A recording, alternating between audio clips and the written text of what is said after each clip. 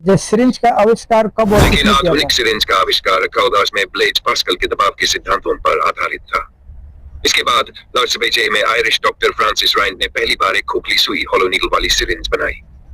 हालांकि जीत में चार्ल्स ब्रावाज और अलेक्जेंडर वुड ने आधुनिक हाइपोडर्मिक सिरिंज विकसित की, जिससे दवाओं को सीधे शरीर में इंजेक्ट किया जा सकता था।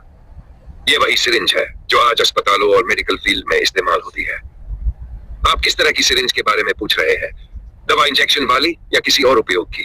मैंने इंजेक्शन वाली का ही पूछ रहा था, और उसके बाद में दवाई का आविष्कार कब और किसने अगर किया आप था? दवाई मेडिसिन के आविष्कार की बात कर रहे हैं तो यह एक लंबी प्रक्रिया रही है, लेकिन कुछ खास दवाओं के आविष्कार के बारे में बताया जा सकता है। सबसे पहली दवा, प्राचीन काल में लोग जड़ी बूटियों का इस्तेमाल करते थे। मिस्ट, भारत और चीन में आयुर्वेद और हर्बल दवाओं की परंपरा हजारों साल पुरानी है। पहली आधुनिक एंटीबायोटिक पेनिसिलिन, टिबली में अलेक्जेंडर फ्लेमिंग ने पेनिसिलिन की खोज की, जो आज भी बहुत महत्वपूर्ण दवा है। पहली टीका, वेली जेस्ट में एडवर्ड जेनर ने चेक स्मॉल पॉक्स के खिलाफ पहला टीका विकसित किया।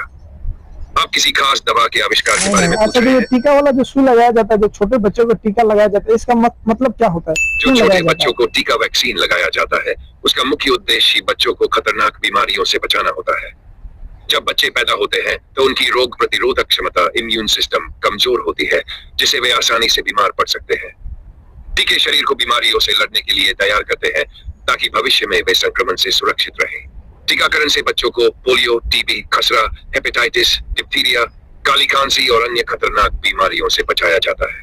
जब टीका लगाया जाता है तो उसमें मौजूद कमजोर या निष्क्रिय वायरस बैक्टीरिया शरीर में जाकर इम्यून सिस्टम को सिखाते हैं कि इस बीमारी से कैसे लड़ना है। इस तरह जब असली बीमारी का हमला होता है तो शरीर पहले से तैयार रहता है और बीमारी गंभीर नहीं होती। क्या आप किसी खास टीके के बारे में पूछ रहे हैं? नहीं, बहुत अच्छा जानकारी दिया। तो शेयर कर देना, अभी तक फॉलो नहीं किया तो फॉलो भी कर देना।